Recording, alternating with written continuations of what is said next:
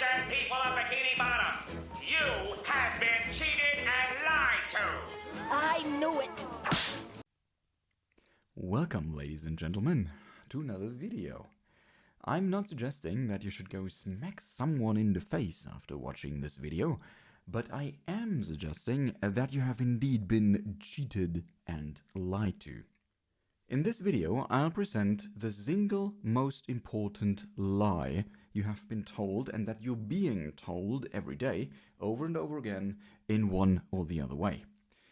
This lie is designed to distract you from its corresponding truth, of course, and to make you as weak and dependent as possible.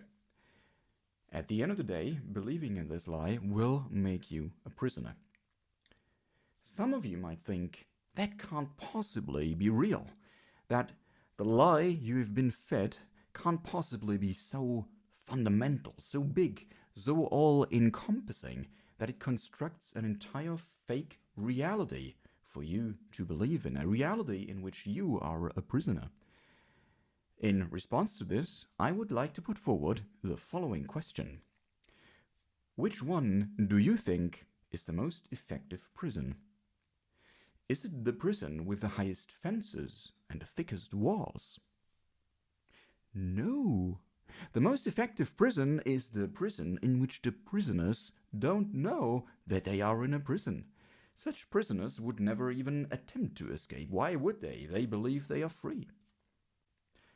According to the law of one, consciousness defines matter. Therefore, if you put someone into a prison cell, they still might be the freest person on earth, as long as their consciousness is free. Likewise, if you manage to put someone's consciousness into a prison, they will be a prisoner no matter where their body is. Ultimately, the lie you've been exposed to, and you're being exposed to, is designed to imprison your consciousness. Shed the lie, and you will become free.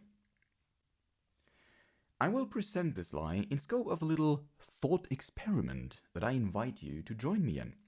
This experiment has the purpose of wrapping the lie in a framework that shows that telling it and making sure people believe it makes perfect sense from the perspective of wishing to control people. Imagine, if you will, two villages, village A and village B.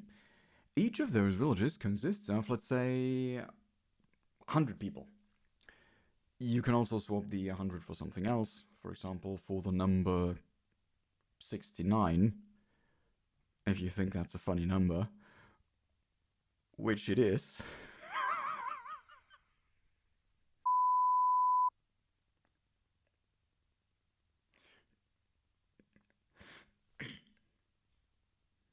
Two villages, A and B.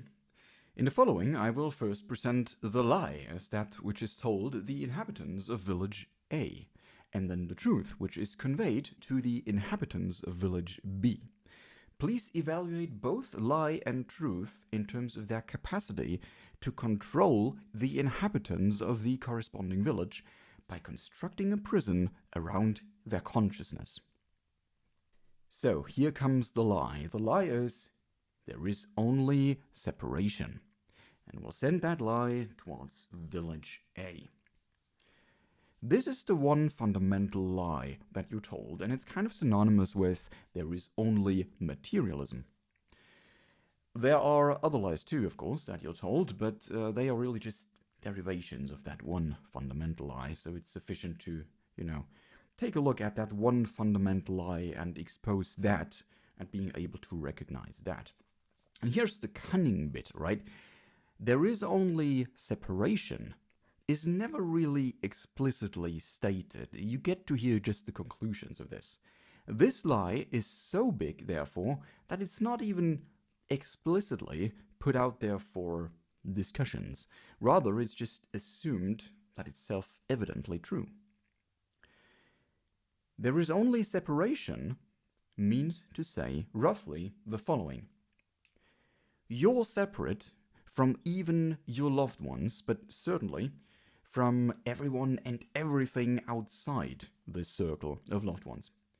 you're separate, for example, from your neighbor and your neighbor's dog that just took a shit on your front lawn. And you're also, and most certainly, separate from the Russians and the Chinese, and now for some reason also from the Iranians.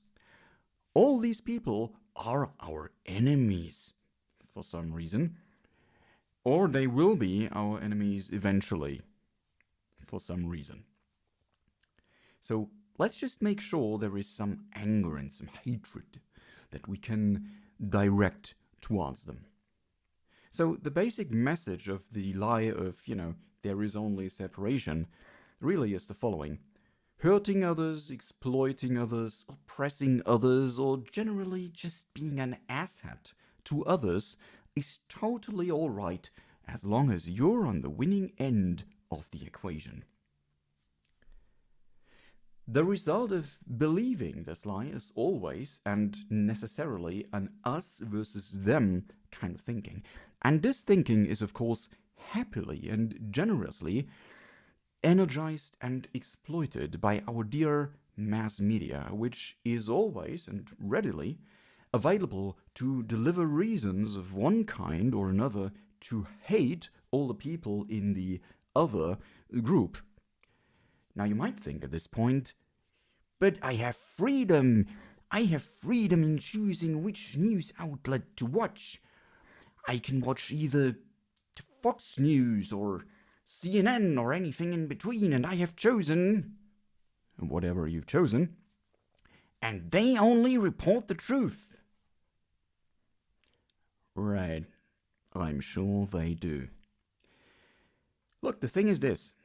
It doesn't matter which news channel you watch, Fox or CNN or CNBC or Twats with hats, it's really just completely irrelevant.